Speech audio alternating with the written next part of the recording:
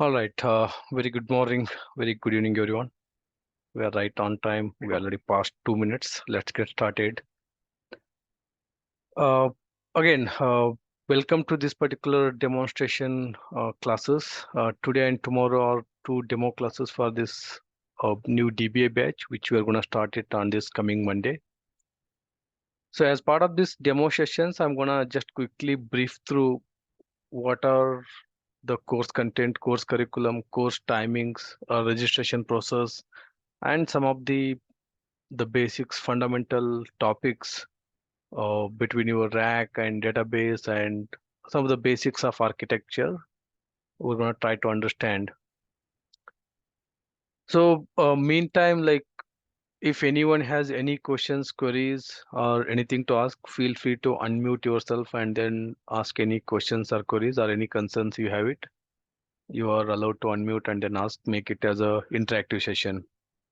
So in case if you are not able to uh, ask or not able to talk because of some reason, you can always use this chat window here, Zoom chat window, and then you can always post your questions. I can take them along with the sessions, right? So with that, quickly, this is going to be Oracle database administration workshop.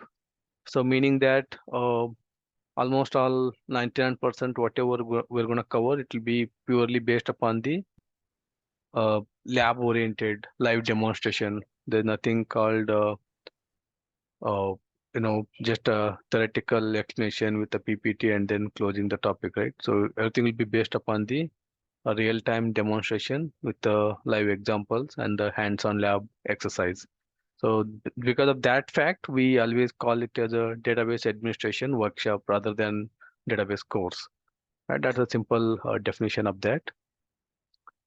So what I'm going to do today, I'll just quickly start with the uh, introduction about your instructor. That is me. We don't have any third party person who comes and teaches over here. So it's about me. I'm your instructor. I'll be taking this entire course. So just a quick background about me and then areas of expertise about me. Um, I'm having overall 15 years of experience in this IT industry. This entire 15 years, I'll be working purely on the Oracle products. So starting with Oracle DBA, senior Oracle DBA, rack expert, data guard expert, golden gate expert, Oracle engineering exerta, administrator, DMA, and Oracle EBS, apps admin, Oracle OBI admin, Oracle PeopleSoft admin, Oracle Soha, and all the engineering system, Exadata, Supercluster, Exalogic, and ODA, and JDLRA. So entire this 15 years, I worked purely on the Oracle products, and I worked for the various organization, starting with the support, followed by e-commerce, followed by insurance and finance sectors.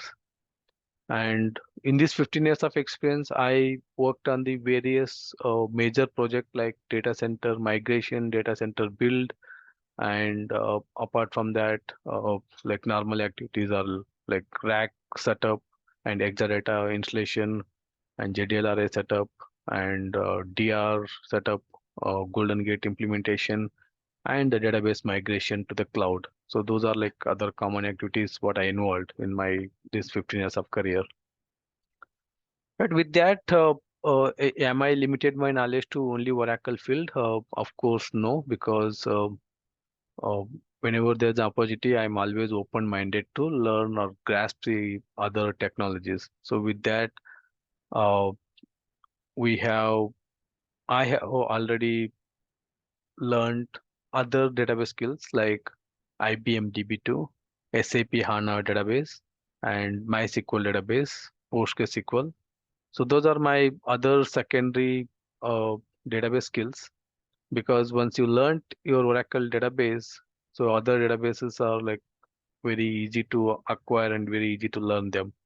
So these are my other secondary skills I acquired and then I learned based upon the project need, based upon my roles and responsibilities in my current organization. I learned all of them in my work career of 15 years. And then with that, many other people will ask, how about DevOps? How about cloud? Is that going to impact DBA role? Is that going to, uh, you know, reduce the DBA need in future days?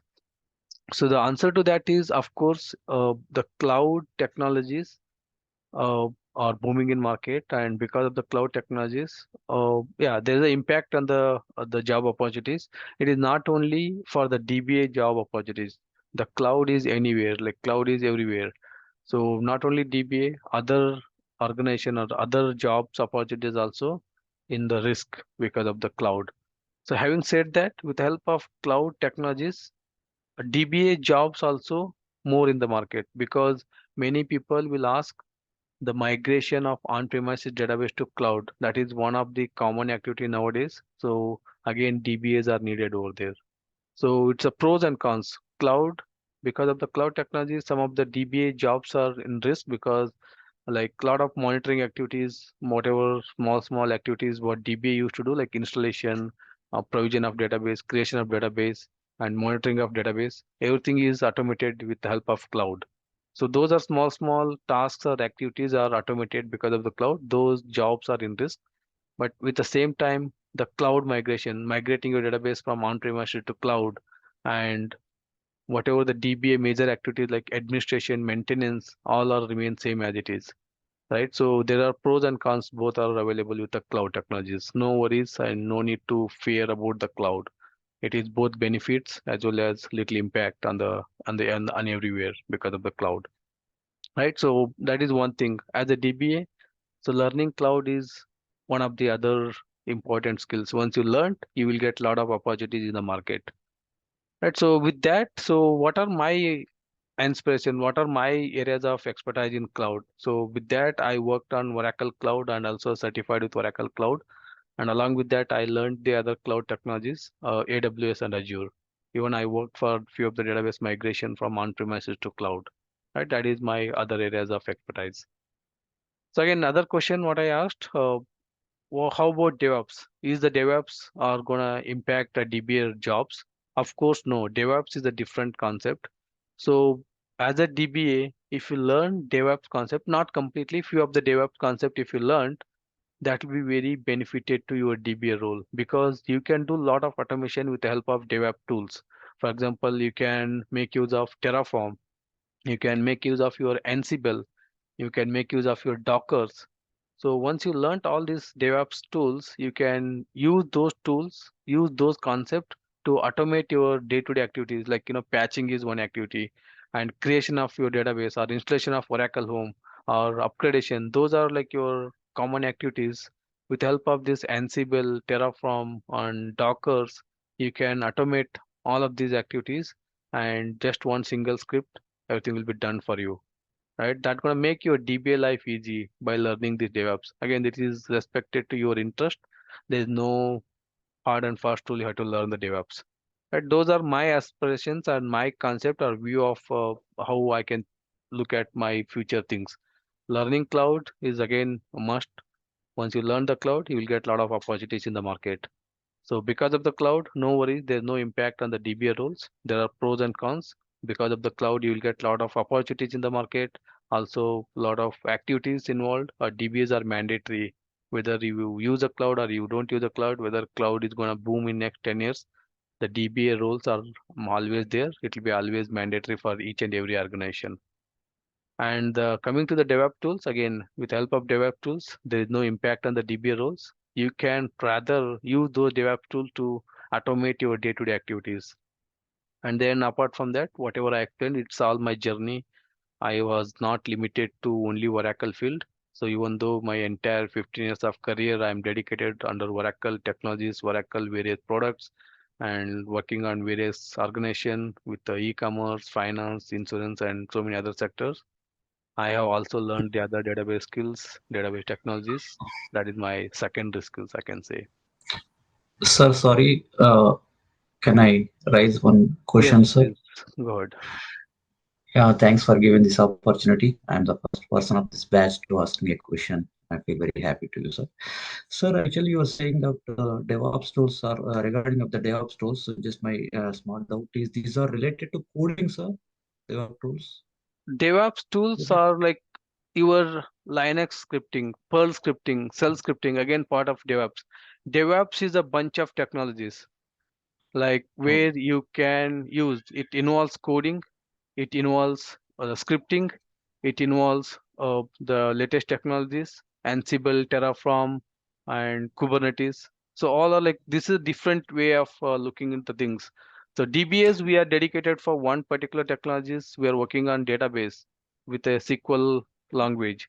Whereas DevOps is a different streamline where you have to learn multiple tools, multiple scripting, multiple codings, and then you're going to help for all the development team, all the DBAs to make their life easy, right? okay, Only it is not mandatory to learn everything available in the DevOps, because in the DevOps you have cookbooks, Jenkins, Terraform, Ansible, and lot of things. But it is not necessary to learn everything. Whatever needed for a DBA to make our DBA day-to-day activities automated, learn whatever you feel better. Like as I said, shell script is one tool in the DevOps.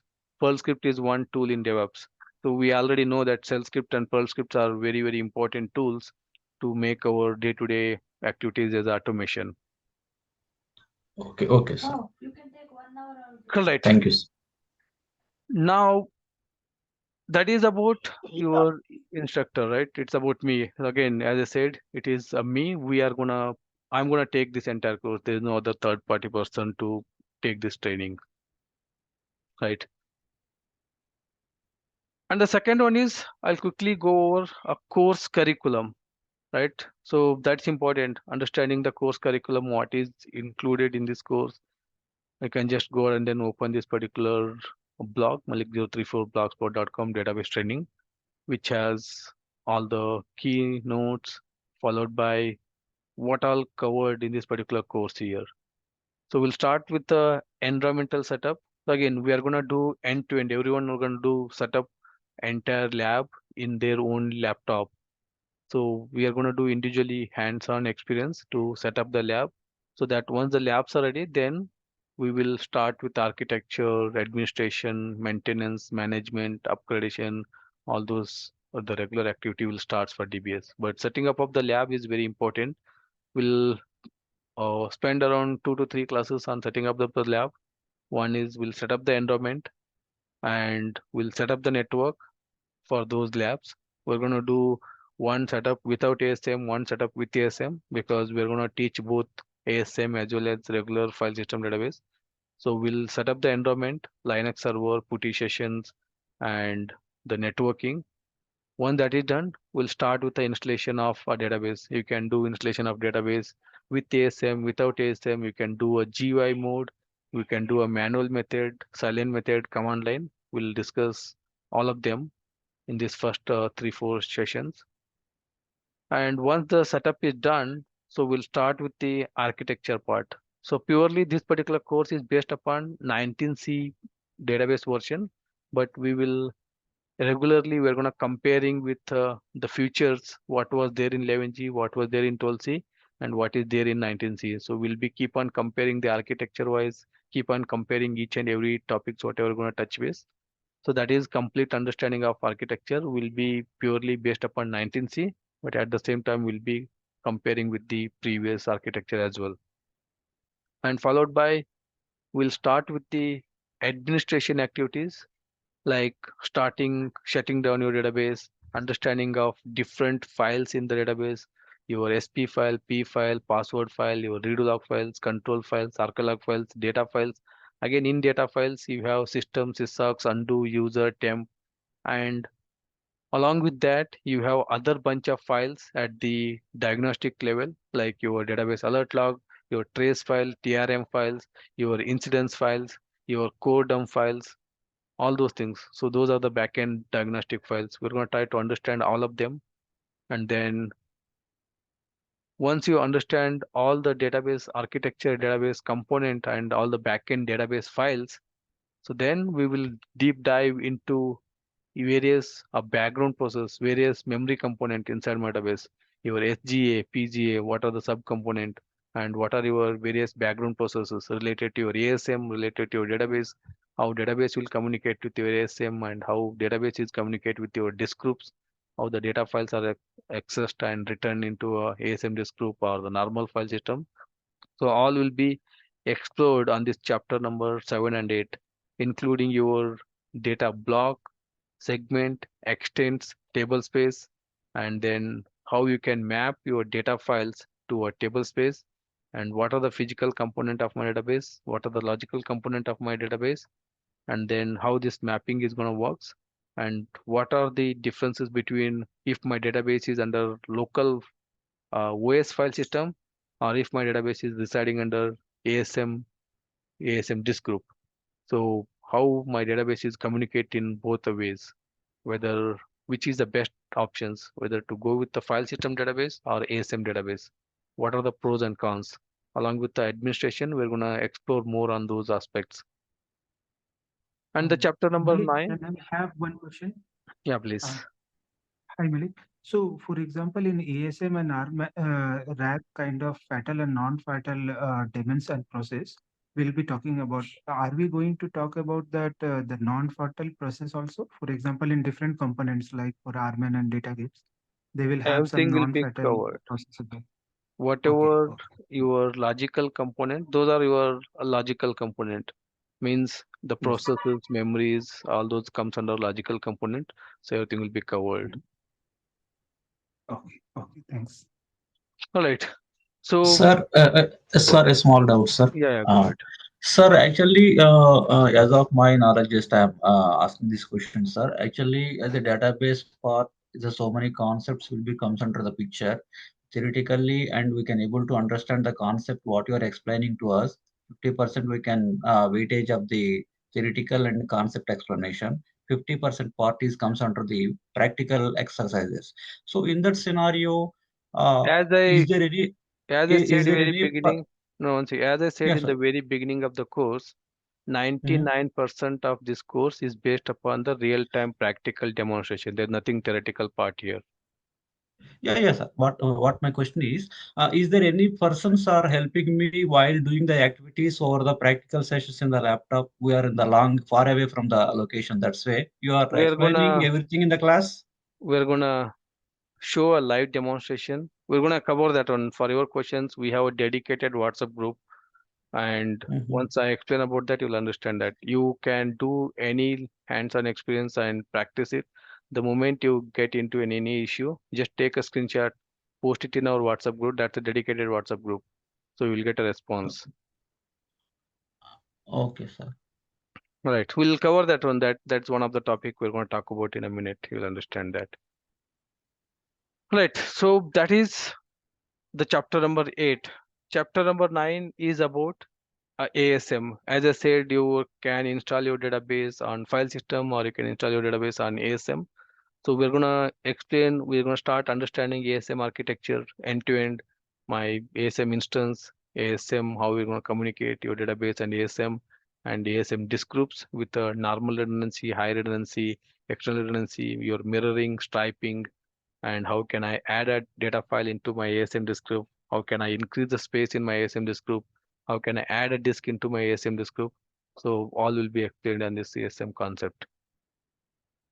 And chapter number 10 is about multi-tenant architecture, CDBs and PDBs, all the administration steps on CDBs and PDBs, and your cloning of your PDBs and connecting to CDBs and PDBs. What's the difference? And many more things. I've just mentioned few of the topics here, but it'll be covered so many topics over here. I have not mentioned all of them, but everything will be covered here. And again, if any of the topic is missing, so feel free to use our WhatsApp group to post that particular topic. We're always happy to cover if any of the topic is missed. But again, as I said, only few of them I mentioned over here. But if you go and then check the actual course curriculum, you can see the entire end to end will be mentioned in that course curriculum list. And then networking, again, your TNS, listeners, SQLnet, and connecting to your database via SQL developer, Toad, or connecting remotely via your listener. So in a any organization, when you're working as a DBA, you will get at least a 3-4 request on a client having issue in the connecting to database. It may be listener issue, it may be TNS issue, it may be firewall, or it may be networking issue. So all of them will be like clearly understand in this particular chapter number 11 on the Oracle networking. Chapter number 12 is about users, all the user management, creation of users, creation of privileges, roles, and profiles, and limiting or auditing the particular users and restricting the user permissions and privileges, and then comparing two users and comparing those privileges and creating new users similar to existing users. What are the current existing privileges, roles assigned to a user? Everything will be explained on this particular chapter number 12. Chapter number 13, 14, 15 are all talks about a different method for backups and recoveries, the various types of your backups. And especially we're going to talk about rman much more because that's one of the widely used tool. rman level 0, level 1, full backup, incremental backup, your arcalog backup, and your expired backup, and your absolute backup, and your retention policy, your control file auto backup, and your rman restore, recover, rman cloning, rman duplicate. So many wide varieties of concept in rman. How can you restore control file, how can you restore your sp file, how you can restore your data files, and how you can clone your database, what is the point in time, what is the scn based recovery, what is a timestamp based recovery. So all will be explained on this rman concept, chapter number 13, 14, 15. And chapter number 16 is about patching, OPatch versus OPatch Auto, your ASM home patching, Oracle home patching, database patching, your PDB patching, CDB patching, and your data patch. So many concepts. So many patches, your PSU, bundle patch, one-off patch, merge patch, and release update patch. So all will be covered in this chapter number 16. Chapter number 17 is your database upgrade. So various method of database upgrade, silent method, manual method, GUI method, your auto upgrade, what are the pre-checks, what are the post-checks, how we can handle these database upgrades. Chapter number 18 is about a data guard. So how we can set up a data guard, various types of data guard, various modes of your data guards. Once you set up your data guard, what is switchover, what is failover, and once your FRA is full, how you can deal with that situation. Your archlogs are not shipping to standby, how you can deal with that situation. If your standby goes out of sync, how you can make it sync by taking an incremental backup or your service based backup. So all will be like discussed on this particular data guard. So and then chapter number 19 is again, as I said, the some of the automation. Sorry to interrupt you, Malik. I Yeah, have one question here. So, yeah. is the standby rebuild activities there in data guard architecture part? Yes, that's your standby out of sync. We'll start from the building a standby. Once your standby goes out of sync, then how you can make it sync. So those all activities are live demonstrated here. Right. So Yeah. So, yeah. Okay. yeah, Thanks. good. Yeah. Yeah. Just I want to know. Sometimes we have to rebuild our data A guard, right? rebuild, Standby. rebuild is Yeah. rebuild nothing but as I said, we'll start from the building from the scratch. The building from the scratch Yes. and the Yes. rebuilding are one and same. So we're gonna do a rebuilding Yes. from the scratch. That's your rebuild. Okay. Okay. Okay. Thanks. Right. So then, as I said, automation is one of the very important topic where we make our day-to-day life easy rather than spending 2 to 3 hours every day to make daily activities. So other than that, we can write some automation shell script and schedule them so that automatically done for us. So we'll understand the basics of shell scripting. We'll start writing a few shell scripts like monitoring your instance status, monitoring your listener status, monitoring your database growth, monitoring your table space usage, monitoring your table space growth, and you can do a lot of automation over there. Your active sessions inside database, inactive sessions inside database, and all of them we can write it in a small shell script.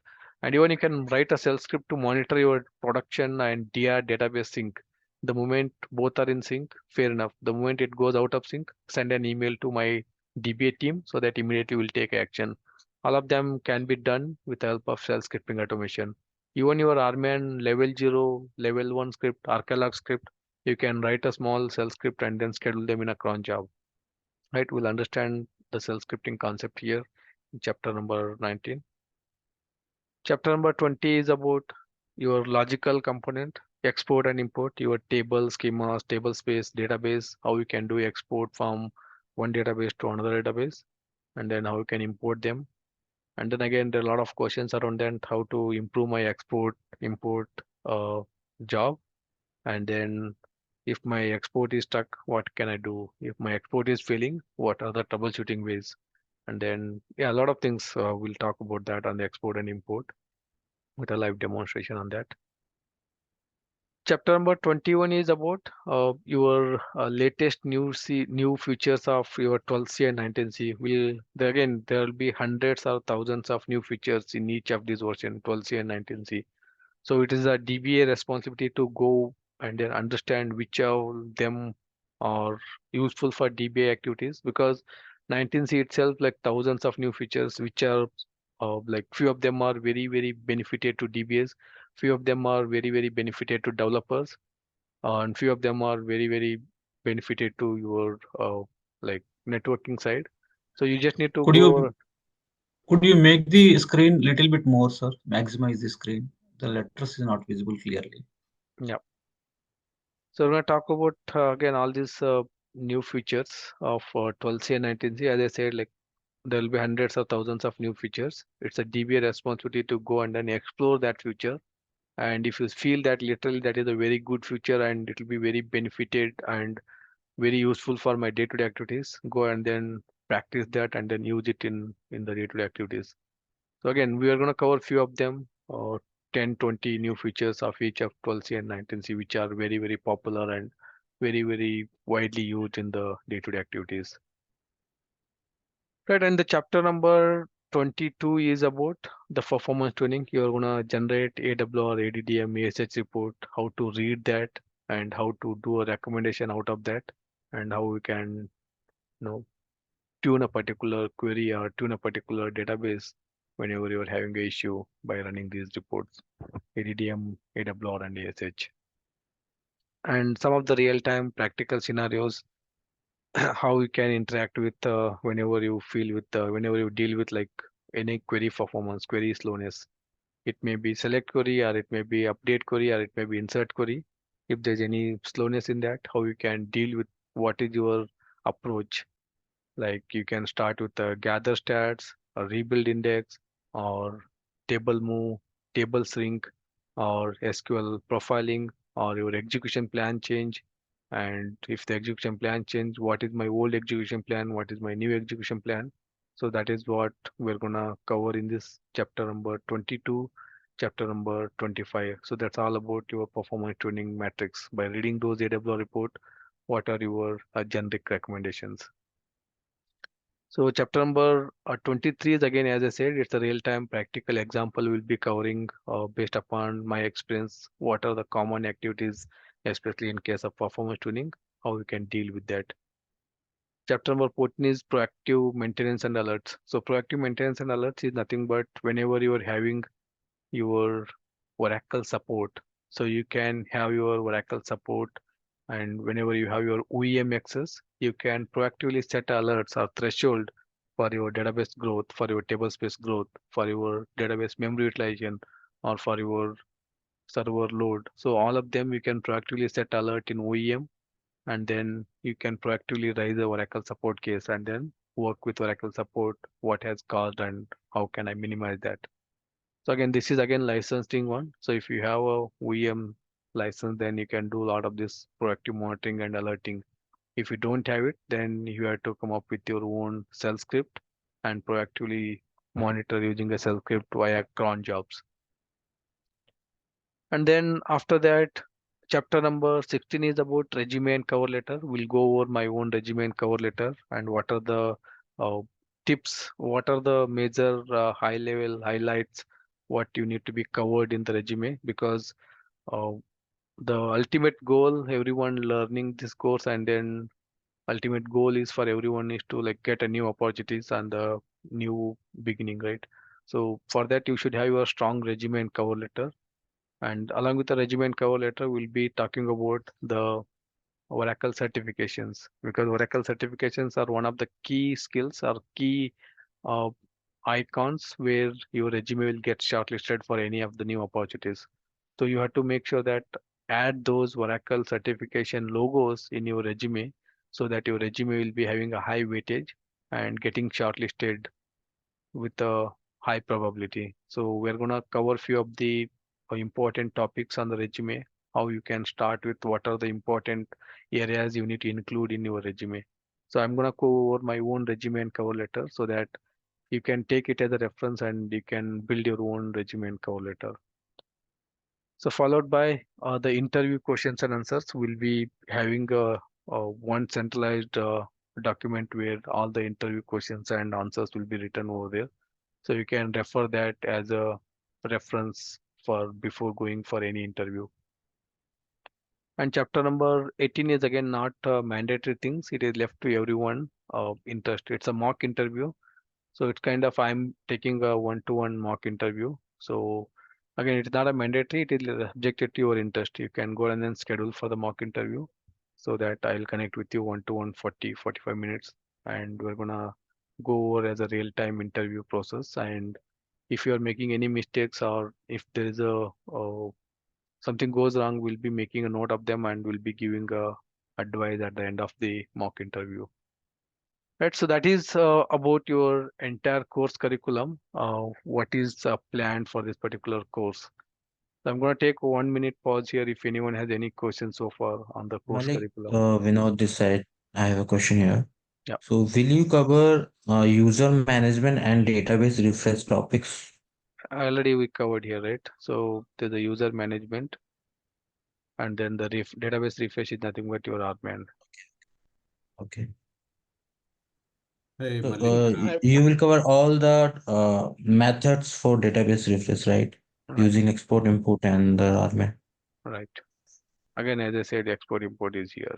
So in the export import, you have your table schema, table space, database export and import. Okay. Hi, Right. Malik. The And you, export import is the logical component and your RMAN is the physical component. Where RMAN deal with all the physical files, export import will deal with your logical component. okay, and will we get the chance to see the OEM tool, how to handle the performance issues from the OEM? Now, OEM is a different course together.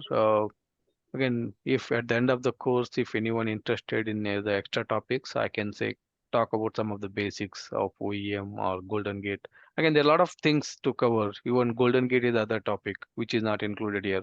OEM is other topic Yeah. which is not included here. Your Oracle TD, transparent data encryption, is other topic not included.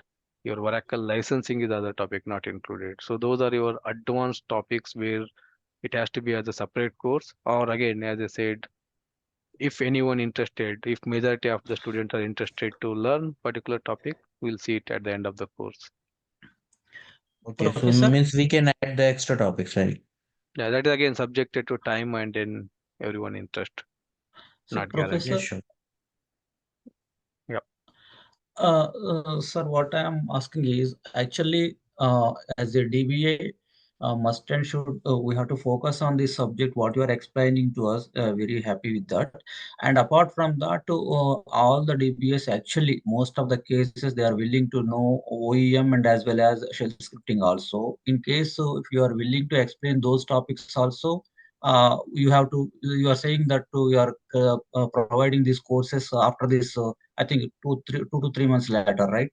right, That also we will use that courses, Professor. If right, it is possible, you can add the adding advantage for us. right, right. I think so. Yeah, It is we a have big other topics. courses to come in the upcoming line. The next topic or next courses will be a performance tuning, followed by a OEM and followed by Golden Gate. Yeah, that also helping to us, Professor. All right.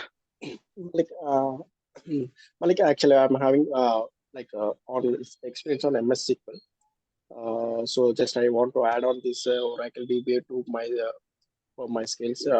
At the same time, I want to know actually in MS SQL, mostly we are depending on, we have a like flexibility to use GUI also. Right. So I think here we don't have much feasibility on GUI, right?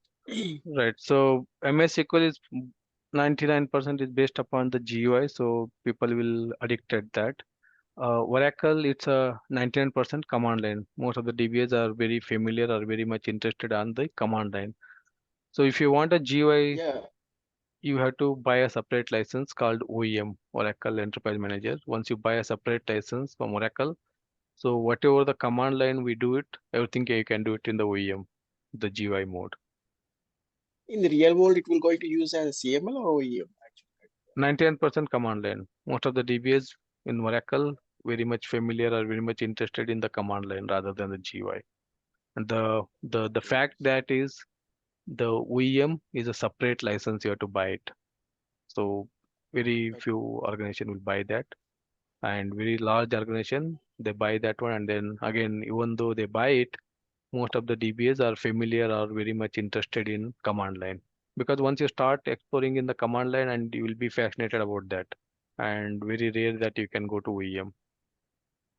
Yeah, actually, my interest also learning the command line, not depending on GUI also. That's the reason I choose Oracle here.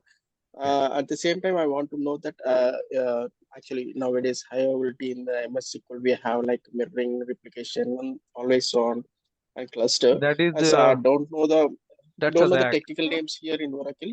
That's a rack. Okay, rack. Yeah, that's a Okay, separate code. so in MS SQL nowadays it has become as a replication. Always cluster is becoming more actually. So not depending on like a standalone server. That's where So the in Oracle, replication in Oracle replication is nothing but your standby here. Whatever we're going to cover, standby chapter number 18, data guard of the standby is your MS SQL replication. okay. At the same time, I want to know that how much usage of this rack because in every industry mostly using always on and clustering, not on like a standalone. So just I want to know how the industries are like using mostly on HA or more depend Yeah, using a HA. standalone only. All the enterprise product, enterprise customer are all on HA. So all are on rack. Okay. So if I want to get the get the opportunity on this here means I want to know learn these also, right? So if I want First, it's a to get mandatory opportunity, to learn database. Once you learn database, then go to rack. Without learning database, rack, you'll never understand anything on that. first we will going to first of all we need to go for basic only. So Yeah, just I want to know because just I want to change my platform because this will be the add-on skills and the demand for me, right? So in the market, that's the reason I'm right. asking these questions. That's correct. So the way back in 2015, where 2015, 2016, and 2017, when I was working for iGate 2023 and 2024. Sorry, 2013 and 2014, when I was working for iGate, MS SQL is my primary skill on that project. So I was MS SQL admin, and Oracle was my secondary. So because the project which I was working for, Jester Airways, Australian Airways, so majority of like 2000 plus databases are MS SQL, around 60 or 70 are Oracle databases. So where we are like pretty much everything we used to work on the MS SQL or whatever the GUI mode, and then Oracle was our secondary on that project, and then followed by learning secondary database is always add-on or advantages for new opportunities or the new openings, or you're always at high level in the market, any openings or any opportunities, right? Okay. Hi.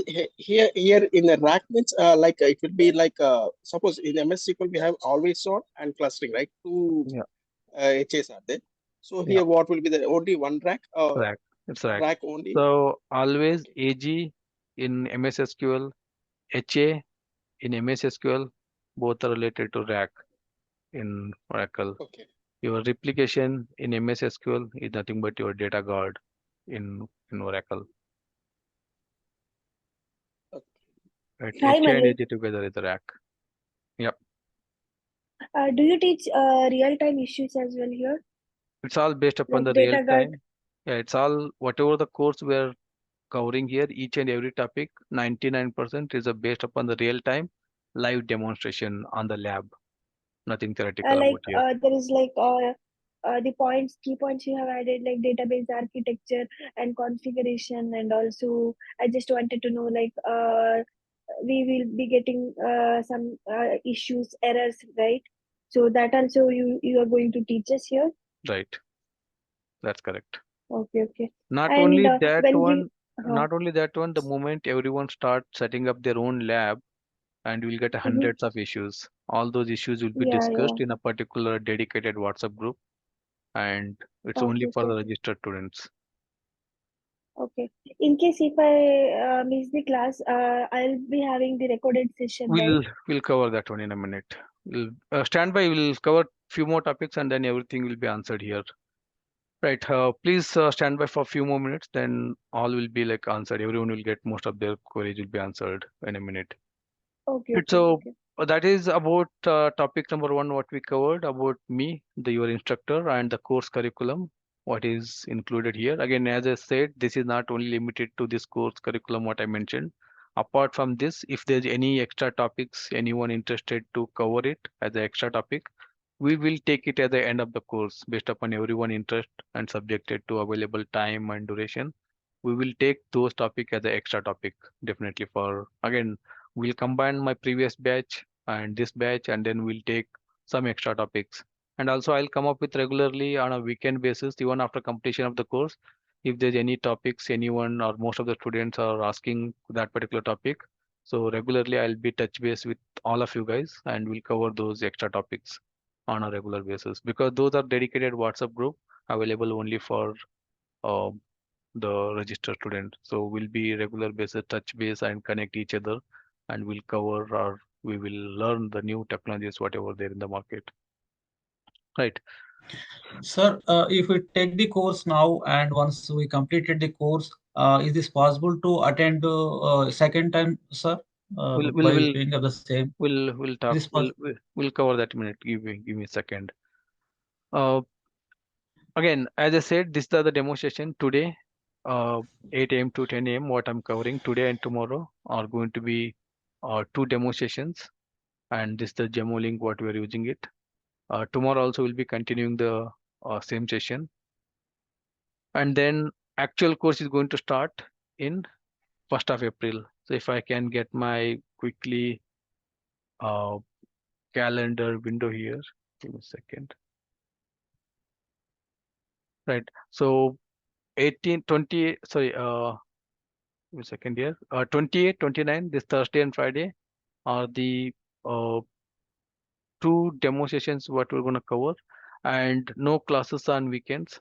That is 30th and 1st, no classes, and followed by 1st of April. That's where our regular classes will start. So our classes are Monday to Friday, and no classes on the weekends. So 28 and 29 are two demo sessions starting with the 1st April. Monday, we're going to start the actual classes, and the timings remain same, 8 a.m. to 10 a.m. IST, morning 2 hours, Monday to Friday. And in Eastern time zone, there's a slight difference in the time understanding. So it will be 10:30 p.m. EST to midnight 12:30 a.m. EST, every day 2 hours. So remember here, if the classes are going to be Monday to Friday, 8 a.m. to 10 a.m. in IST time zone, but in the Eastern time zone, it will be 10:30 p.m. to 12:30 a.m. And for them, the classes are going to be Sunday to Thursday. So because one day, like 12 or 11 hours of lag. So if the classes are Monday to Friday in IST time zone, then EST time zone, it's going to be Sunday to Thursday, and timing is going to be 10:30 p.m. EST to 12:30 a.m. EST. That's always one of the confusion many of students will be having it. Take a note of that. And again, it's a weekday batch, Monday to Friday, and the timing and the courses are going to be 35 days. So pretty much in 35 days of classes, we'll be able to complete this entire course. And then this is a course is a paid training which is of 10K Indian rupees, 10,000 Indian rupees. That will be 125 US dollars. And the classes will be conducted in a live Zoom session, and which is of 19C Oracle version, right? So everyday sessions will be Sir, recorded. sir. Here, 10:30 p.m. to 0:30 a.m. EST means it is a midnight of the United States Eastern Right, time zone. I right. think so. It is a sleepy hours moment. So, is this possible to make it to 7 a.m. sir? Here, 7 a.m. to 9 a.m. morning time. I think No, so. If you are make it to India, it's not possible, sir. no, it's a fixed Okay, timing. it's okay, sir. All right. So as I said, everyday sessions will be recorded and uploaded into Google Drive.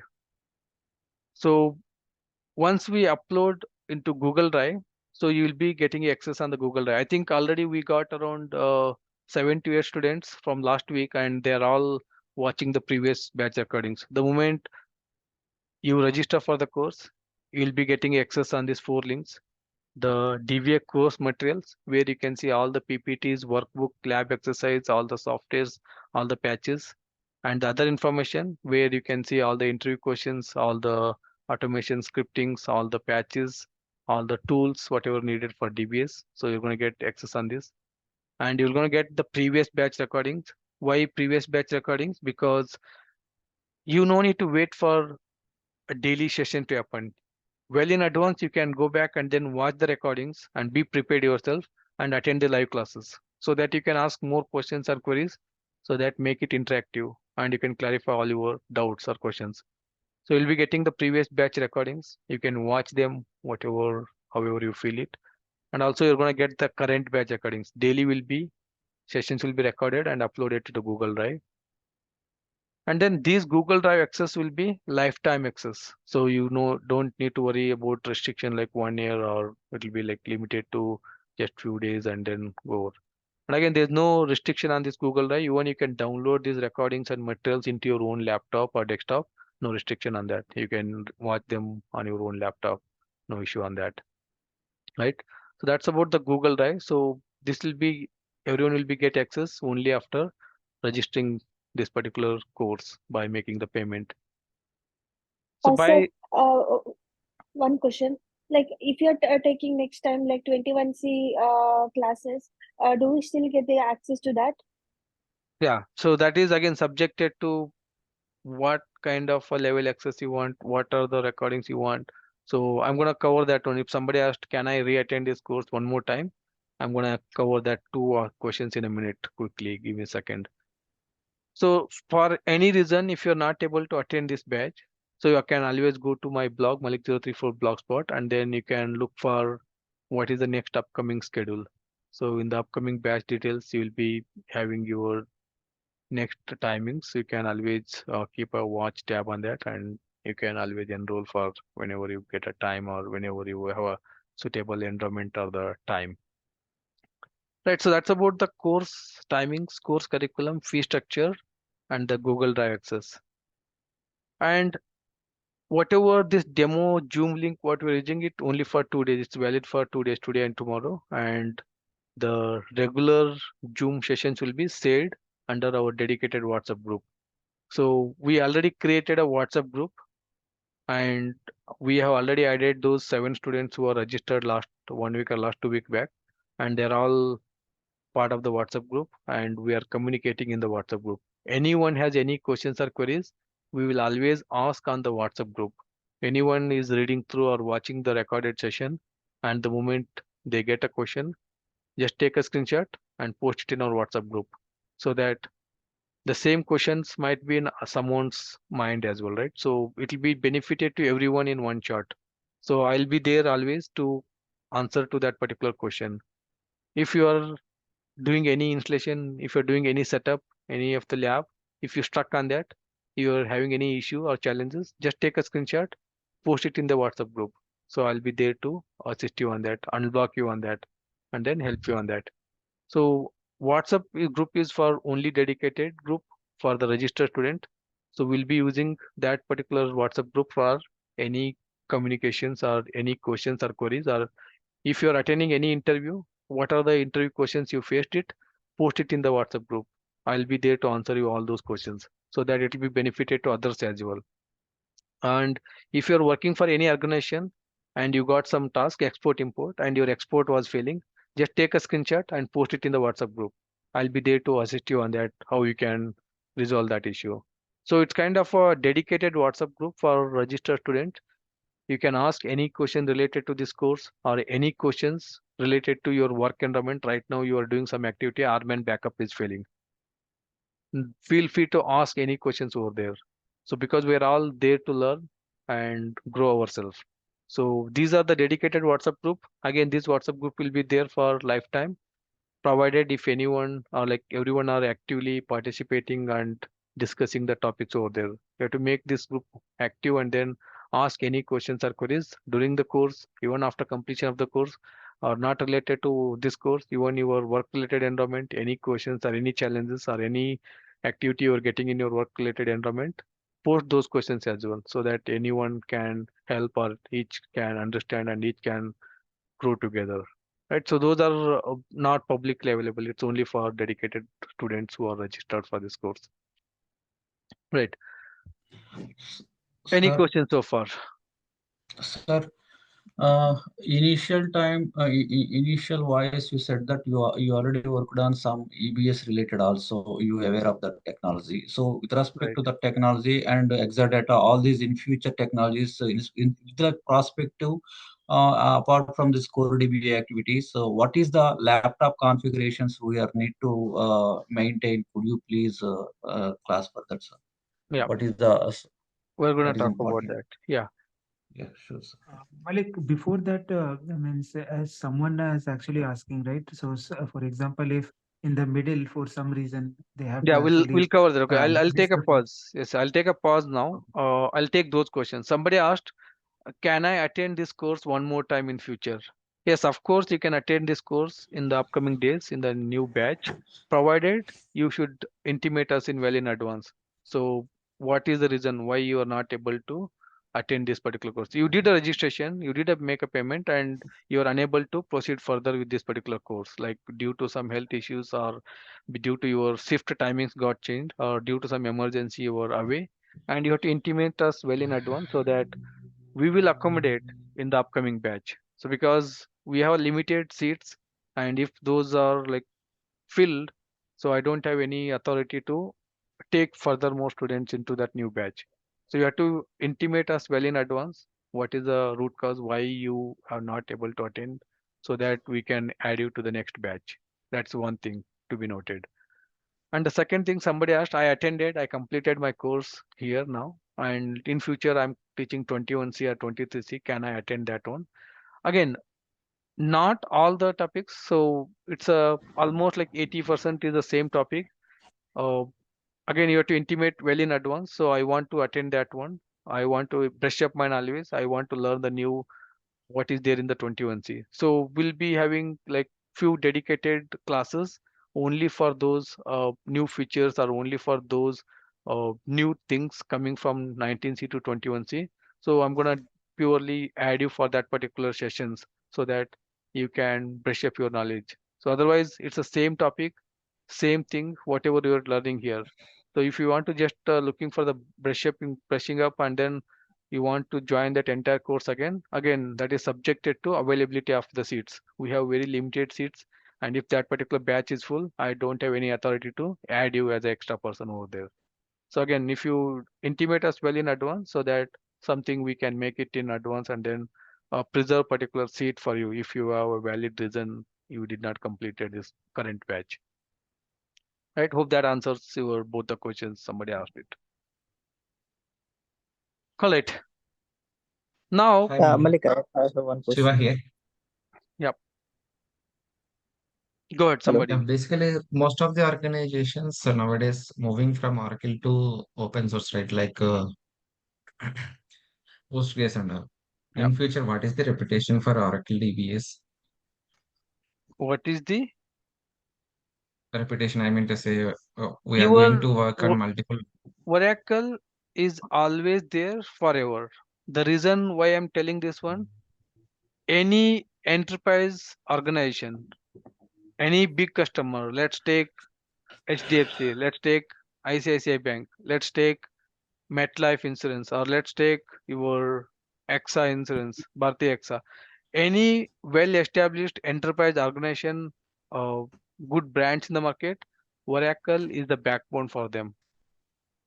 Because of the security, because of the vulnerability bug fixes, and because of the complex data processing, everything is handled only in Oracle. If your database is of 100 terabyte, no other database can handle that much of workload. Oracle is the only product which is going to handle this workload. So as I said, in my entire 15 years of career, I never seen any MS SQL database more than 20 terabyte.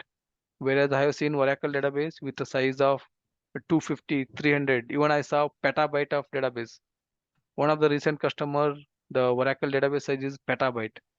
So your data growth and your database complexity and your database security, when it comes to these kind of a matters, nobody can beat Oracle.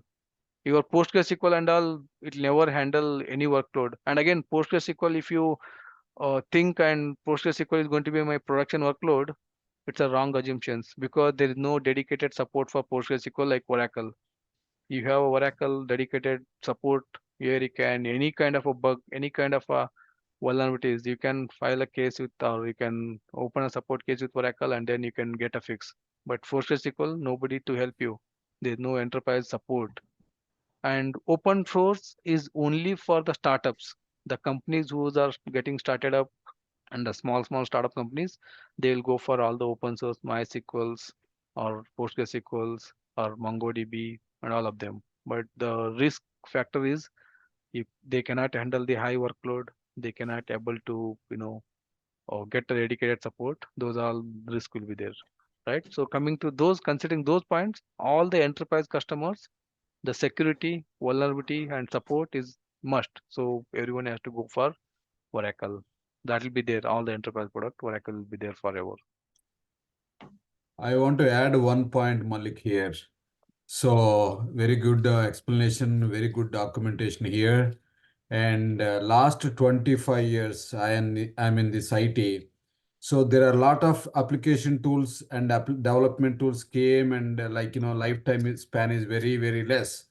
But Oracle, like a 6.1 onwards, like a 1996, until people keep on saying Oracle will die, Oracle will, some other product will debate, or like product will dominate. Never happened in last 30 years. That's true. That's true. That is a simple logic. And when you choose the DBA side and the database side, there is like, you need not to worry about too much, like, your career growth or anything, because AI comes, some other tools comes, the database never die. That's true. Yeah. As simple as that. Yeah, thank you. All right. Malik, one more question. Hello. Go ahead. Are you Anyone. going to So set up what lab I'm on saying is OCA? No, go one at a time, guys. Who will so go first? what I'm saying is for Oracle rack training, for that when I can register myself. We'll be starting in next week, so next month, probably April 14th. If you see here, 13th you have mentioned. So for the Yeah. demo session, like when you have like scheduled that one. that's a demo session only. Whatever 13th April is the Okay. demo session. Okay. Thank you. But So Malik, is it possible to join there and understand, continue parallelly both courses? Again, it is left to you. You are already know about both the database and rack. You can register for this batch. Otherwise, after this April, probably when this particular course complete after 5 weekends, so we're gonna start the again rack batch. So you can go for that. Okay, sounds good. Okay, Malik, one more thing. Malik, So in the rack, Malik, One I at a have one time. question here. So just yeah, you will also teach the RAG databases, right? So I have registered for this database only. So in future, if I want to access the recorded videos only for RAG, so is it possible for me? Yeah, we'll take it offline. There's a separate process. We'll take it offline. Yeah, that's what I wanted to know. Yeah, you can ping me in my WhatsApp. We'll talk on that. Okay, sure. Malik, Thanks. in the rack courses, So basics of whatever you are showing in this particular class, will that be also covered, or it is No, specifically for the it's rack only itself? for the rack. So without learning database, no need to attend rack because it's a waste of your time and money and even my effort.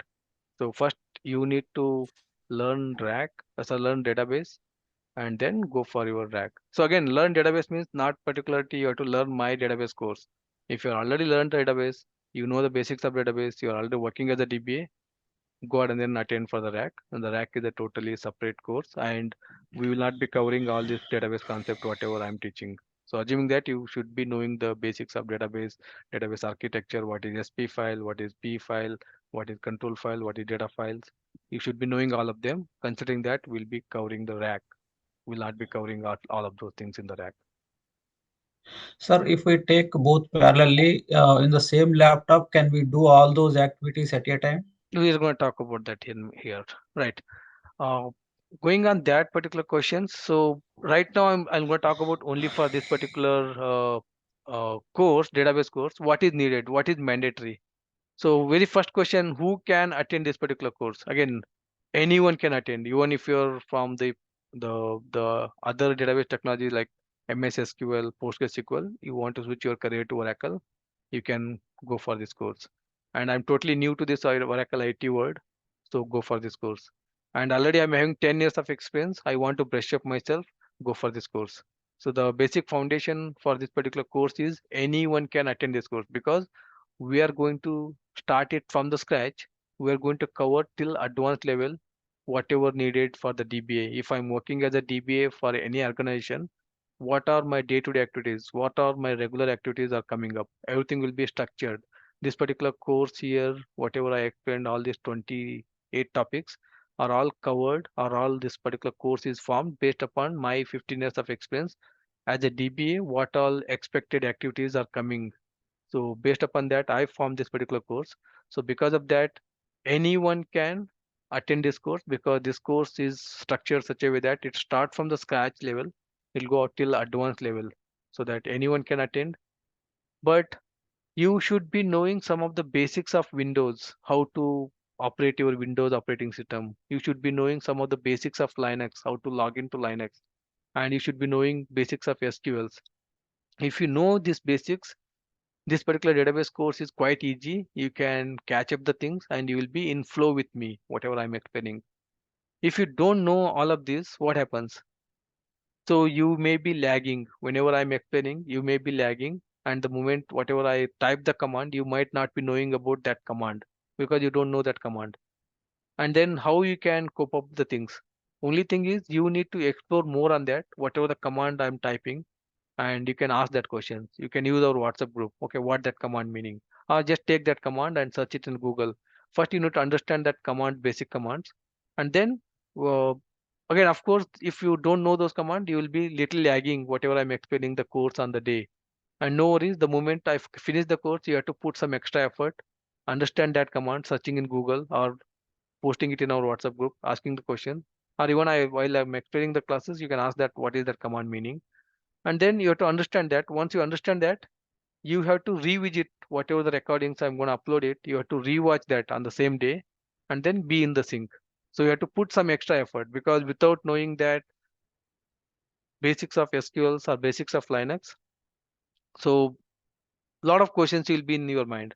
So how you can come out of that? You have to put some extra effort and understand that commands, search that command, and then ask me or post it in our WhatsApp group, and then revisit our recording sessions every day and then be in sync so that you can catch up the things along with me, whatever I'm teaching or whatever I'm explaining. Right, that is mandatory things. You have to be very well aware of that. And coming to hardware requirement, Malik, there is any document for the basics of SQL yeah, in our where we Google can, Drive, yeah, we have already have basic SQL notes, basic Linux commands, all of them. okay. So you have to explore more things on that. You have to read that. Great. Oh, okay. Yeah. Okay. Thank you. Coming to hardware requirement, very important because you should have minimum of 10 GB RAM in your laptop and minimum of 100 GB SSD in your laptop, so that you can do your lab setup along with me. Once I do a lab setup, I show demo, you're gonna re-execute the same steps so that your laptop will be set up with your lab exercise so that you can practice anything in your lab. So we are not providing any labs, online labs from Oracle Cloud or anywhere. So you have to do your own lab setup on your laptop. So for that, minimum of 10 GB RAM and 100 GB SSD is the mandatory things.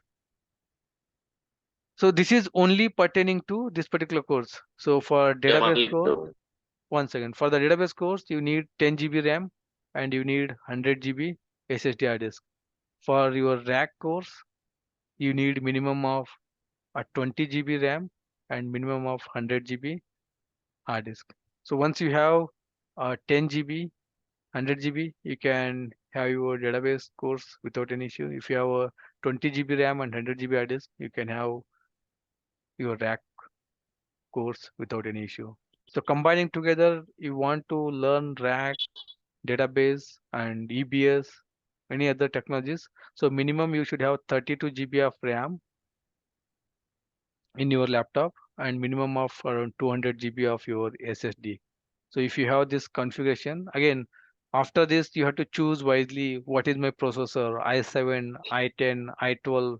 The latest was i13 or i12. Go for the latest processor and then choose all of them. But yeah, think wisely. What is your future plan? You want to go for both database and rack? Go for 32 GB. So ERP, I think so, consuming more storage, sir. I think so. The file system is 250 GB hours, so it is after installation part. Yeah. Again, you are 11 and you are version 12 based upon that. Malik, is there any other third-party options where we can set up the rack lab setup? No. Malik, I have a Because question. In my personal laptop, I have a 16 GB RAM and 1 TB hard disk. Is that okay too? For the database course, it's fine. For rack course, again, there's a lot of issues. Okay, the 1 TB hard disk is okay, right? Yeah. For If the it's SSD, database. yeah, if it's SSD, for database is only this much. I need only 10 GB RAM, 100 GB SSD hard disk. Then you can set up No, your. I don't have a SSD hard disk. If you don't have SSD hard disk, your RAM is 16 GB, then that's fine, right? So SSD is kind of Okay. make you speed up, right? So 1 you TB already have. disk. Yeah. I mean, instead of SSD, he has a regular hard drive. That's what he's taking, right? Yeah. But his RAM is 16 GB. That's fair enough. Yes, You yes, can go yes, with right. that. Okay. Correct. So that's about the prerequisites. Very important because without the proper hardware or architecture in your laptop or desktop, so you'll not be able to do a lab setup. So if you don't have a lab setup, and then again, Is it practically possible very to tough. set up in AWS environment? You can do that one. AWS, your Azure cloud, you can install that. But only standalone, not the rack. Right. Right. So let's quickly, we're going to cover a few topics for today. Let's explore more of the concept before we wind up. We have few more minutes. So like again, the further questions, if you are interested and then wanted to further proceed for the registration of the course, how can I do the payment? How can I do registration and all? So you can feel free to ping me or you can drop me an email. I'm gonna post it here in this particular chat, the Zoom chat. You can take a note of my cell phone or WhatsApp number or my email IDs. You can send me an email or you can give me a call or you can ping me in my WhatsApp. So I can connect with you and then I can guide you further process about the payment or about the registration and all those things. So yeah, feel free to reach out to me on that after this session. Right. Now let's Mal- yeah, go ahead. Go ahead. Malik, yeah. For 3-year experience, will this course be sufficient?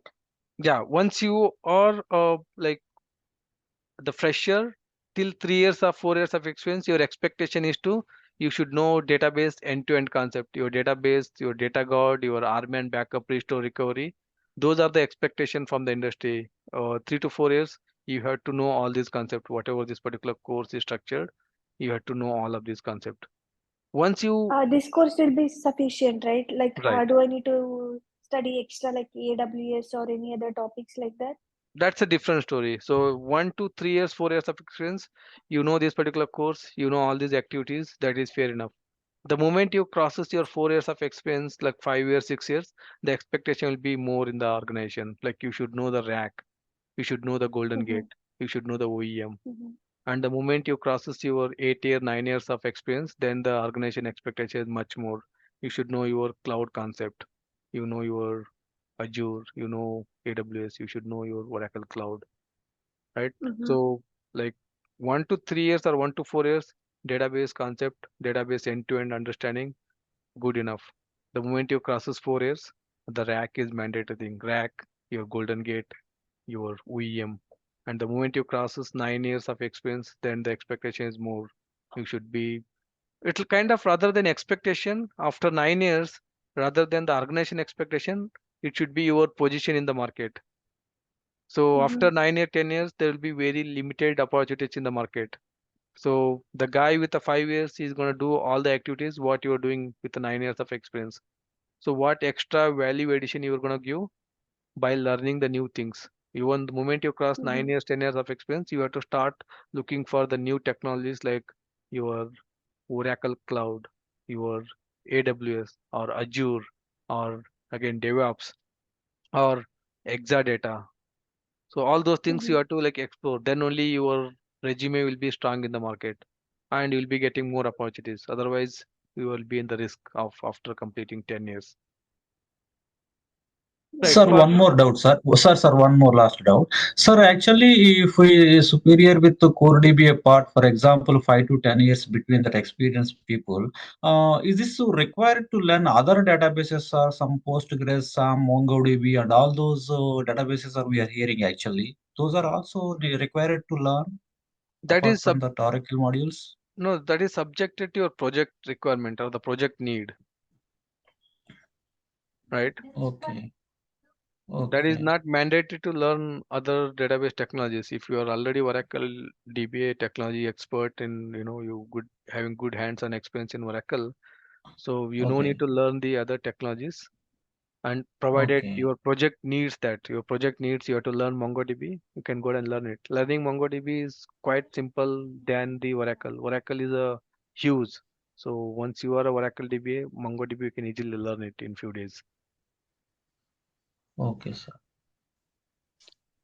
Thank you, So, sir. since there is a Oracle DBA WhatsApp group, like, so if there is any opening in their company, will they inform us Yeah, in that is group? again only for this dedicated group, like 10, 20 students only for them. Like if any openings with any of those organizations will be posting over there.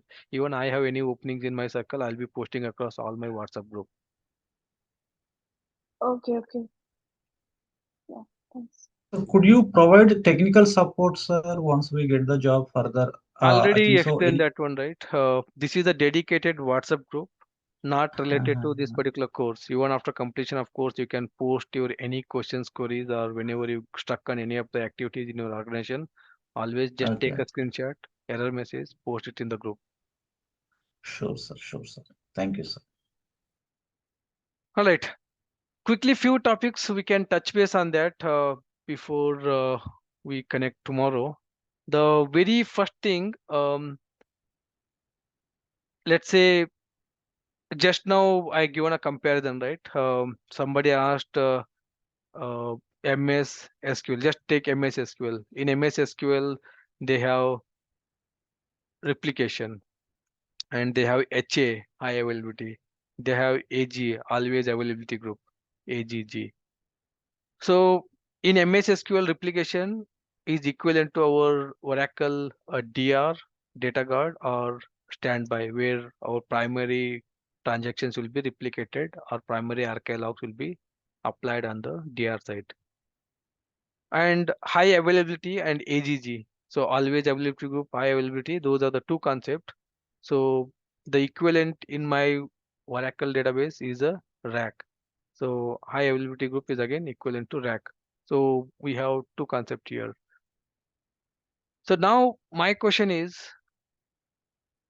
let's forget about MS SQL versus Oracle. So this is just a quick update with that question somebody asked.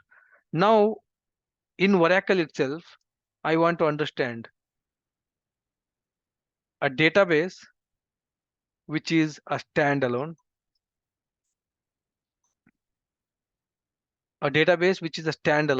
a single node, single instance you can call it, versus rack, right? So database with a standalone versus rack. So what are pros and cons, a standalone versus rack? Let's say in case of, I'll get this particular slide here before I explain that. Let's go with this slide here. Right. So this is your typical a standalone server, and this is your rack server. So we are DBA. We are always dealing with this particular part. We are always dealing with this part. So again, this is a three-tier architecture. This is a front end, the application. You can call it as a front end or the client or web or mobile or presentation layer. Anyone accessing any application, banking application or insurance or any site or e-commerce like Flipkart.com or Walmart.com or Amazon.com. The whatever the UI you're going to access, that's a front end layer. All those access will go to a middle tier. The middle tier is your application server or the middleware or middle tier or application server or web server or Apache, Tomcat. It may be anything. From the URL, web or mobile or desktop, anywhere the clients or the end user are going to access that, all the requests will go to application layer. From the application layer, request will come to database layer here. So that's a backend or database layer or data management layer or backend layer. So DBAs will come into picture. So we're going to manage this lower part.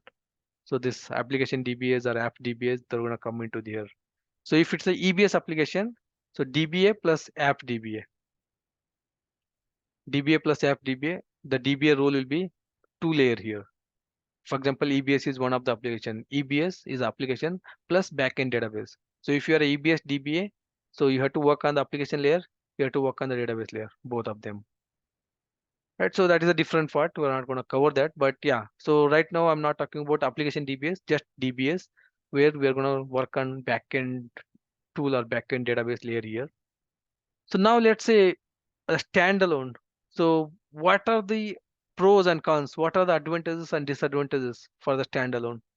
Let's say the client one accessing with the web URL, client two accessing with the mobile device, client three accessing with the desktop device. All the requests will go to different application server or even single application server. Everything will go to application layer, and then connection will go to my database server.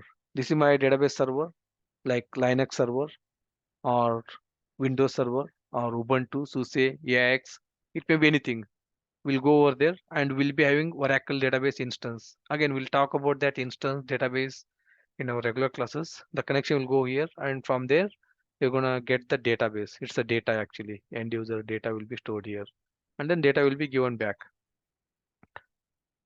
So now the question, if this particular Linux server crashes, if this particular instance crashes and nobody can able to access the data, it's a complete downtime. Whereas in case of rack, what happens? Instead of one Linux server, we will be having Linux server 1, Linux server 2, Linux server 3. You can have 4, 5, 6, 7 multiple Linux server. And you can have your instance 1, instance 2, instance 3. So again, client 1 and client 2 and client 3, they all connect. And the client 1 can connect to instance 1 or instance 2 anywhere. Or client 2 can connect to anywhere. Client 3 can connect to anywhere, any of this Linux server, whatever the instance running over there. So what happens in case of rack? If this one particular Linux server crashes, one particular instance one crashes, so what happens? This particular client one automatically connect to your existing instance 2 or existing instance 3. So that is your failover. In case of client 1, 2, 3 connected to instance 1, if your Linux server crashes or this instance 1 crashes, all this 1, 2, 3 clients will be disconnected. Whereas here client 1, 2, 3 connected to instance 1, 2, 3, if your instance 1 crashes, automatically that client 1 connection will go to instance 2 or instance 3. Right? That is simple one advantages of rack. So that is called your failover. So in case of rack, you will get a failover, but in case of standalone, there's no failover concept. If the 1,000 users connected to instance 1, if that instance 1 crashes or the Linux server crashes, all those 1,000 users will be disconnected. Whereas in case of rack, instance 1, 1,000 user connected. If that instance 1 or Linux server 1 crashes, all those 1,000 users will be failed over to instance 2 or instance 3 or Linux server 2 or Linux server 3, whatever existing server in the rack. Failover is one concept. HA, high availability. High availability means, let's say one server is crashed here and there are 1,000 users trying to connect to my application. And these 1,000 users, one server is crashed and these 1,000 users will go 500 here and then 500 here. The 500 users will be automatically distributed on these two. Whereas here 1,000 users are trying to connect and then your instance is crashed. Where is the high availability? High availability means one instance is not there, you have other instance to take that incoming connection. We don't have any incoming connections to handle here in the standalone. Whereas in rack, one instance crashes, we have other instance. If the second instance crashes, you have a other instance. So that's your HA, high availability. So in case of rack, we can get high availability concept. And what is other advantages of rack? Load balance. What is load balance? So let's say I have 1,000 users are connecting. All these 1,000 users will go into one single instance. And then this server will be loaded, overloaded. Your server may get crash here. It is unable to handle these 1,000 connections. So where in case of rack, 1,000 user comes and Oracle internally has concept called scan. So that scan intelligently route, okay, 300 connection go here, 300 connection go here, and 300 connection go here. You only distribute those 1,000 connection into all the available node. The load will be distributed, balanced across all the available instances or available servers in case of rack. So that's your other advantages of rack. Load balancing can be done using a scan. Right, so those are your primary advantages of your rack over a standalone. Right, if you are having a standalone, you won't get all these features, but if you're having a rack, you get all these features. So that is one of the common questions you can expect. What is major difference between standalone and rack? Failover, high availability, and load balancing. Right, so in this particular course, we are not covering rack, it will be only standalone. Yes, yes. Right, so in this course, we are covering standalone. What is standalone? How it looks? And what are different types of standalone? What we are gonna cover here? We have One standalone. question, Malik. Yeah. One question, Malik. So, in case of rack, the session and the connection are kind of persistent with the application layer or the clients? Doesn't matter. It's only for client. He don't know. Like in case of rack, client 1 connected over here, and he's doing some transaction, whatever it is. The instance goes down, and he's gonna go over here. And client don't know the instance has crashed, and his connections are went into second node. Right, Okay. so what it says, we have a terminologies, like in the rack, you can, if you know more on the rack, you'll understand. Please go on a mute, guys. Like if you're not talking or if you don't have any questions, go on a mute, because it's going to disturb others. So in rack, what happens, I just given as a failover. It's not failover, like different concept in the rack. It's called TFA, sorry, TF. Transparent application failure. Transparent application failure means, as I said, the application users or the end user client will not be aware. For him, he is doing his transaction. Without his knowledge, if the instance crashes, database or the rack internally going to handle that without letting him know that. That's called transparent application failure, not a just failure. Right. Though that will be constant. End users or application layer, everything, whatever it is, constant. Only at the backend database layer, it's gonna be like failed over. Right. As I said, rack will not be covered here. We're gonna cover only standalone. In this standalone, what are like what we're gonna cover? What type of database we're gonna cover? Standalone without ASM. Standalone. Sorry. With ASM. These are the two types of databases you can see in the standalone. Standalone without ASM, standalone with ASM. These are the two types of standalone database. You can see it in any of the industry.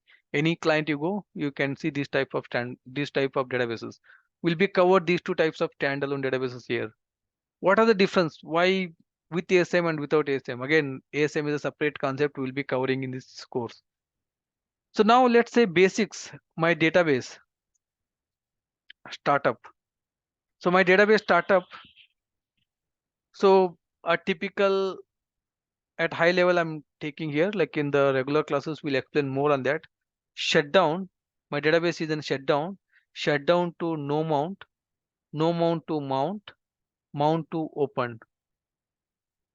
So this is my typical database or database instance startup sequence. From shutdown to no mount, we need SP file. Again, we have a P file concept and all, but I'm not concentrating on that. We need a SP file. With the help of SP file, my database instance will go from shutdown to no mount. From no mount to mount, we need a control file. By reading the control file, my database will go to no mount to mount. From mount to open, my database needs a data files and read log files. By reading this data file and read log files, my database will get opened. So these are like bare minimal basic files. I needed it for my database to start. Other than this, there are so many other files, your archive log files, your alert log file, trace files, your incidence files, and all those things. Those are like diagnostic file or not a mandatory files, but these are like must and mandatory files for your database to start and run functionally properly fine. So the simple understanding between without ASM and with ASM, whatever this SP file, control file, data file, and read log files, all these files are going to store under ASM, or this are going to store under your local file system. That's the only difference you need to make it here. So standalone without ASM means the file system, your local file system, your Linux OS file system. All this SP file, your control file, data file, and log files are stored under file system.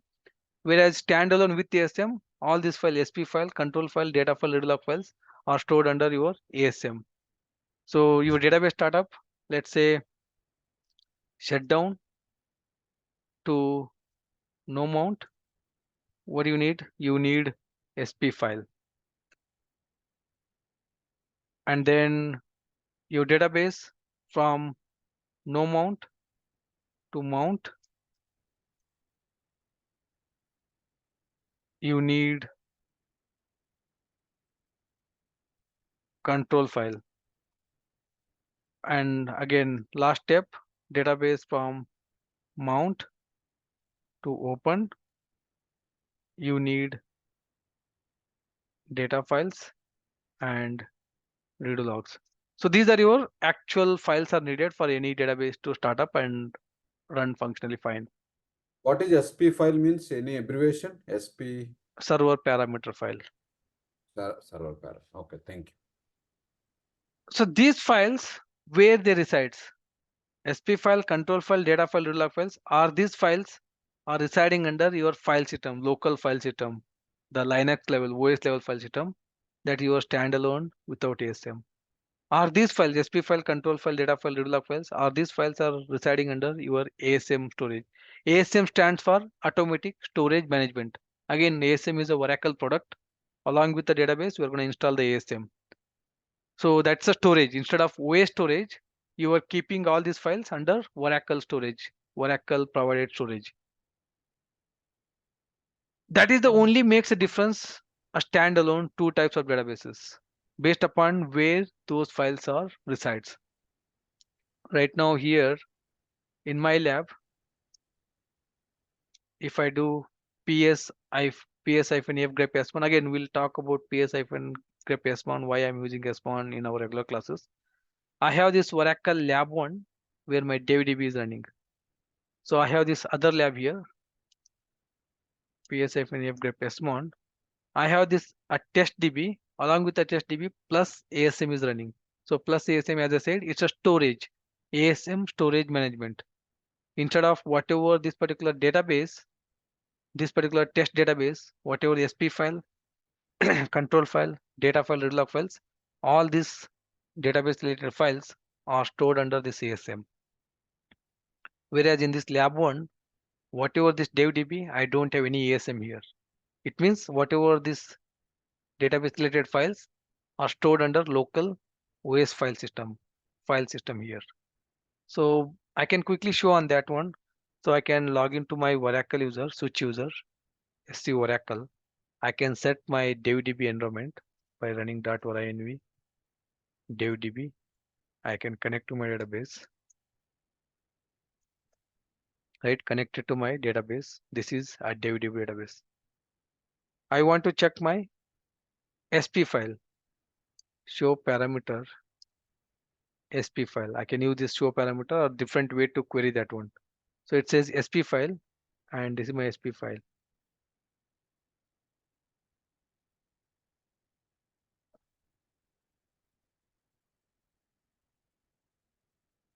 Right, so this is U01 app Oracle product 19C DevDB1 DBS, and this is my SP file.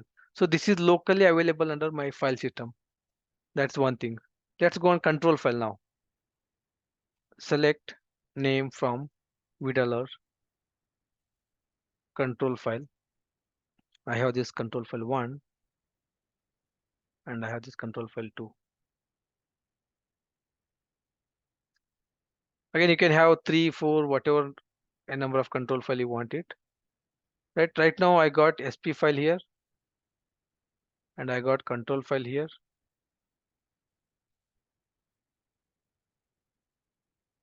This is for a type 1 database, standalone without ASM, because everything starts with the U01.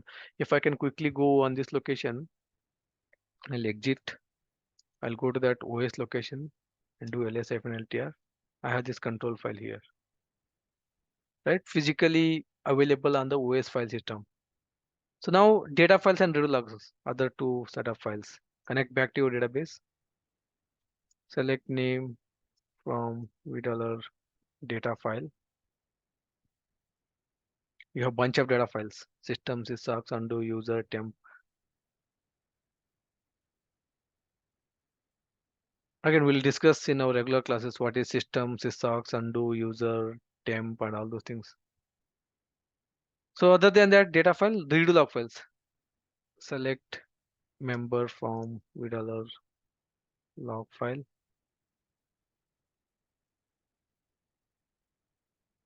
Again, we'll talk about what is redo log files, what is data file, what is control file, what is SP file in our regular classes. But what I wanted to show, in order to start my database, I need this SP file, control file, data file, and redo log files. All these are located under this U01. That's a local file system, OS storage. That's where this particular database, my standalone without database, here it is DevDB on my Oracle Lab 1. Whatever on Oracle Lab 1, DevDB database I install it under file system without ASM. Whereas standalone with ASM, so I have this test DB under my other server. I have one more server called Oracle Lab 2, where my test DB database, all this SP file, control file, data file, log files are under ASM. So if I run the same command here, where I have testdb, my ASM storage is installed here. I'll set the environment to my testdb.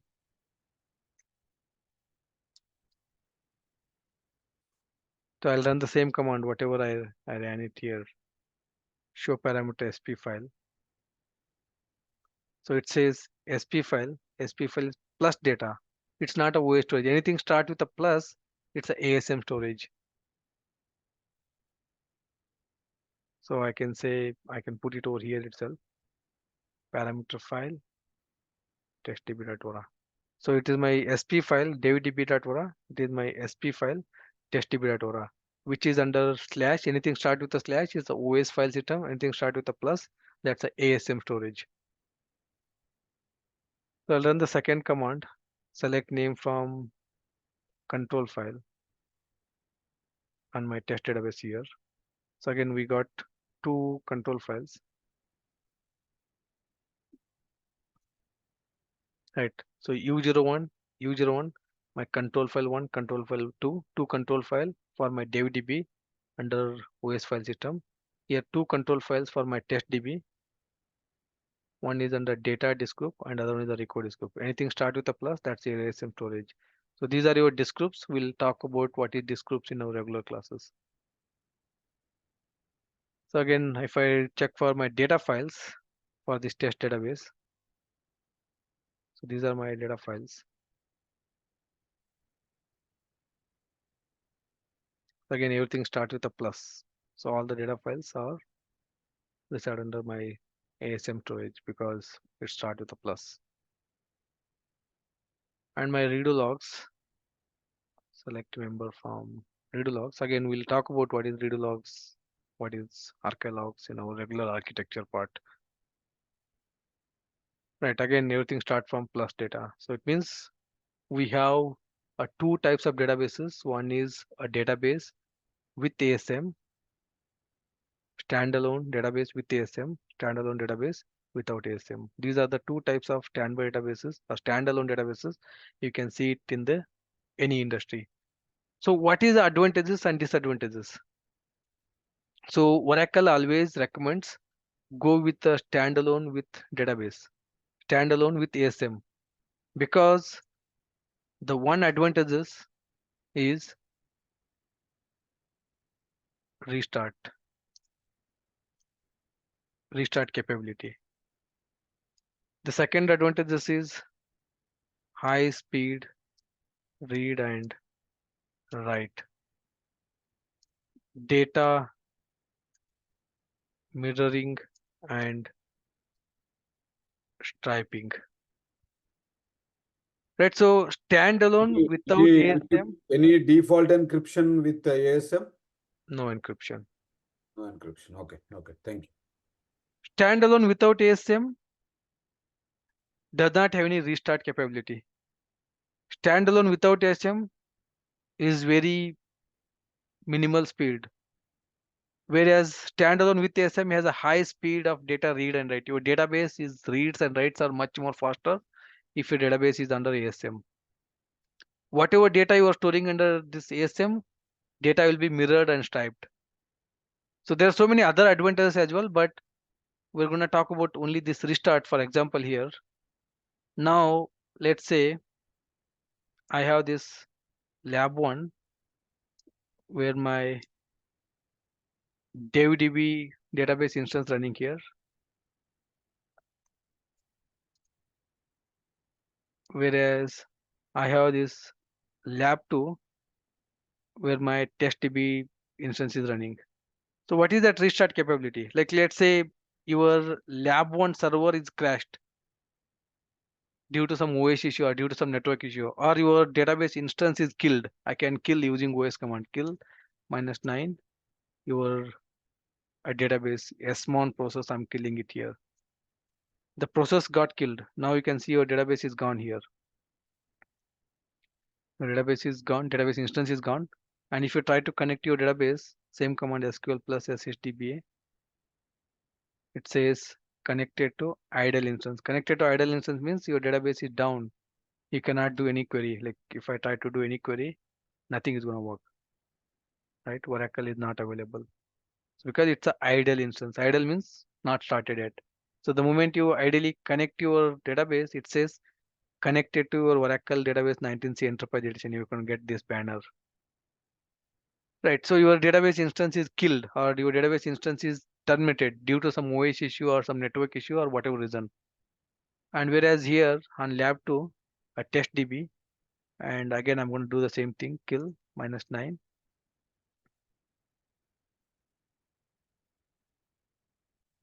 My database instance got killed here.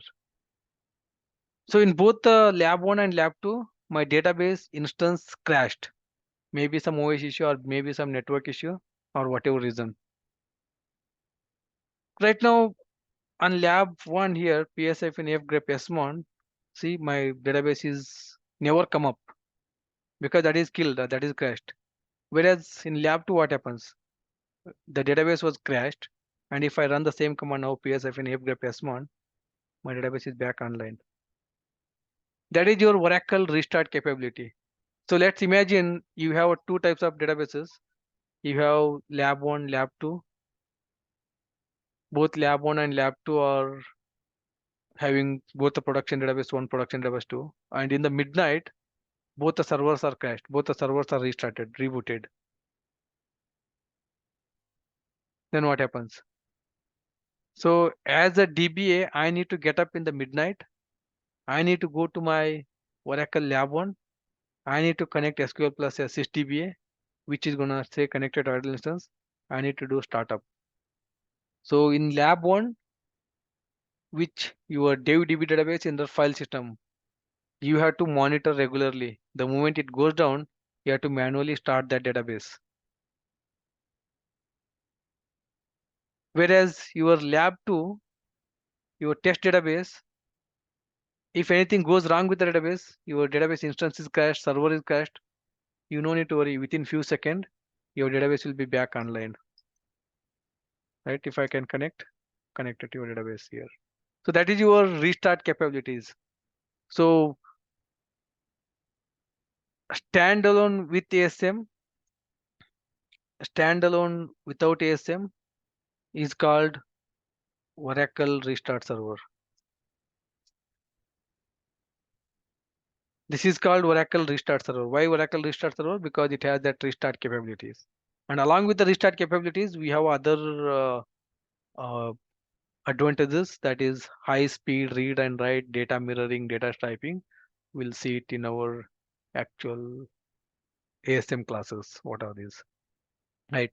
So we got two types of databases. Like ideally, first what we understood two types of databases here, standalone versus rack.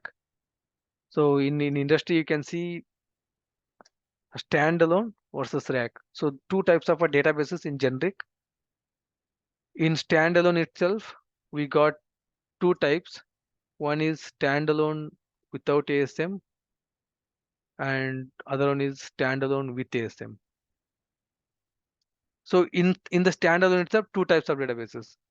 In case of rack, again, we are not going to cover rack in this course, but in case of rack, we have rack database and we have rack one node database. Even in case of rack, we have two types of databases, rack database and rack one node database.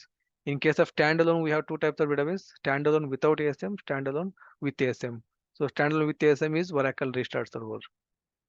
Right, that's a simple understanding. If in general terminologies, if somebody asked what are the different types of Oracle databases, a standalone without ASM, standalone with ASM, that is like standalone server or Oracle Restart Server, two types, rack database and rack one node database. Four types of databases, you can see it in the any client. If you go for any client, you can see any one of these four databases in the market. Any questions so far on the type of databases or standalone versus rack pros and cons? So Yeah, Malik. whatever you're Malik. talking about the mirroring and striping, even we can do it in the standalone in the Unix flavor also, right? OS level. Your Linux OS OS level. admin or the storage admin Okay. will do that. Okay, got it. Malik, I have one Uh, question. Yeah. Malik, Yeah, Now go ahead. 1 minute. can I proceed my question? Yeah, sure. So Malik, I have seen you are using PS-EF grep SMON, right? So I have seen most of the people are using grep PMON instead of grep SMON. So what is the difference between them, and You what is the can benefit of do, using grep you SMON? can, again, there's a architecture part you need to understand. We have a mandatory background process. What are your mandatory background process in Oracle? SMON, PMON, DB-rater, log-rater, checkpointer. You can do PS-AF group, SMON, PMON, DB-rater, log-rater, checkpointer. Any one of that you can do it. Right? That's the answer. Like So one of the in mandatory the background output there processes is is no there. difference, right? No difference. Okay. and sir, till now, after database part, you said explain about some high availability part, rack scan related, and something, some new vocabulary wording is coming to the picture, mirroring, striping, and all these things are not understood clearly. But this is new people, they cannot understand what you last half an hour you said. But what is this, sir? This is like you are just said about overview of the That's concepts. what I told, right? I never explained about Oh, what is data mirroring, what is data okay, striping. okay, This is our okay, actual ASM class. okay, okay. When we talk These are about all, actual, these are all once again it will be coming to the class while we are running the daily class, right? right, These topics will be covered. Okay, right. fine. All right. So that is one thing, the simple understanding. So why I told this topic, because we are going to cover these two types of databases in this particular course. We are not going to cover rack. In the rack also we have two types of databases, rack database and rack one node database. Now, Malik, I have one more question here. yeah, Yeah, so you have explained we have two types of standalone. Okay, so pluggable database is also part of the standalone database. that is a different. That is in standalone also you have PDB. In standalone with ASM also you have PDB. Rack database also you have PDB. Rack one node also has a PDB. Again, that PDB is a separate chapter in our class. Once you go to the CDBs and PDBs, then you will understand more on that. So chapter number 10, 12C multi-tenant architecture, where you understand CDBs and PDBs. Your pluggable database is part of a database. So your database may be standalone, your database may be standalone with ASM, your database may be rack, or your database may be rack one node. Each of those database inside it has a PDB, nowhere related to your database. That is inside the database. Right? Okay, thanks. Only quick question. Is there any trial versions for the Oracle Cloud to start like a working these standalone databases by chance? Yeah, you can provision your own account there. 100 US dollar free credit will be there. Oh, okay, okay. But there is a possibility. Okay, okay, Yeah. okay. Thank you. All right. Uh, let's quickly talk about one more topic and then we can close it for today. Let's say installation. So now again, I'm not going to talk about anything on the rack. I want only for these two. So now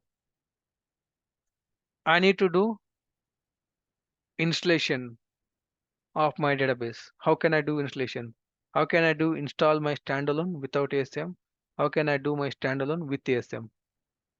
These two, how can I do the setup? Let's say first thing, standalone without ASM. Step one, what we'll do, download Oracle software, install Oracle Home. First, you need to download Oracle software and install your Oracle Home. Once you install your Oracle Home, create DevDB database on top of Oracle Home. Two step. If you want to set up your standalone with ASM, download that Oracle software and then install that. After that, create your database. And the second one, standalone with ASM. Download Oracle software, install that Oracle Home, create testdb. Fair enough, I can do it. But as we understood, the testdb database are going to store under ASM storage. Here, DB database are going to store under file system. OS level file system is already ready. Whereas my testdb database has to store under ASM. Where is the ASM? Where is your ASM storage? For that,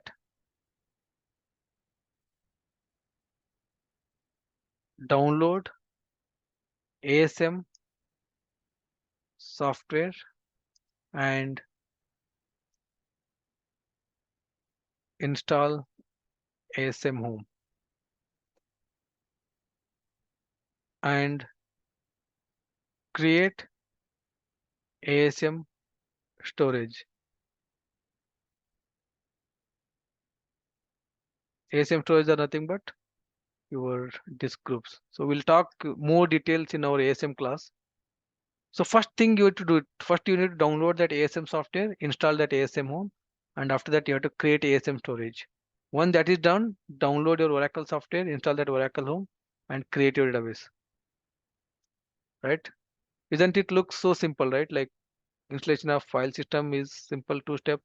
Installation of your standalone with ASM looks so simple 4 steps. But when you do a real-time installation, then you can see the challenges. How can I do this one? So this installation, you can do it one silent method, like no GUI, with the command line GUI. So whatever this installation, 2 types of installation, you can do silent method without any GUI mode, command line, just run some command and do installation. Or I don't want to go with the command line, I want to go with the GUI mode. So that's a graphical user interface, UI based. Go ahead and then install it. So we're gonna talk about this on our Monday class. How can I do set up these 2 kind of labs, and then we'll take it from there. All right. So that Quick is question. Is there any feature like installing the Oracle in multiple standalone servers at the same time, some kind of a script or mechanism? that's your Ansible. You write your Ansible Okay. script and then run it Okay. on thousands of server. Okay. Thank I you. don't want to do that Ansible again. You have a Yes. 12C you have a 12C new feature called fleet patching. Okay. So the 12C fleet onward. patching is nothing but you can install 1000 server, 1000 Oracle Home installation, 1000 ASM installation, 1000 rack installation in one single command. Wow. Okay. That is Sweet. a different story. So you can say you can search something in the fleet or fleet patching, or you can say Okay. rapid home provisioning, Okay. Thank you. RHP server. So this is a separate license. You have to buy from Oracle RHP server.